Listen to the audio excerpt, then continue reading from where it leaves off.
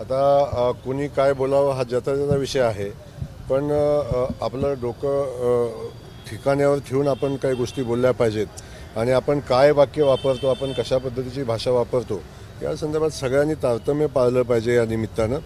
आणि भारत हा सक्षम आणि मजबूत देश आहे, लोकशाही प्रधान देश आहे. या देशामध्ये आपची लोकशाही मजबूत आहे. अशा व्यवस्थेवर अशा पद्धतीचं भाष्य करणं मला वाटतं एवढ्या उच्च पदस्थ नेत्याला फार शोभा देत नाही आहे. मला वाटते अशा पद्धतीची विध्वंसकारी वृत्ती समाजामध्ये तेढ निर्माण करणारी वृत्ती असू नये.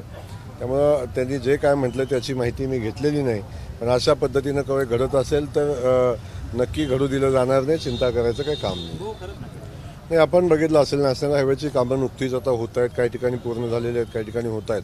त्यावेळी त्या हायवेचं काम करत असताना बऱ्याच ठिकाणी ड्रेनेज व्यवस्था, बऱ्याच ठिकाणी छोट्या मोठ्या पुलांची आवश्यकता होती. त्या अनुषंगानं कामं झालेली आहेत. तर झालेल्या कामाचे काही परिणाम भविष्यात काय होणार आहेत.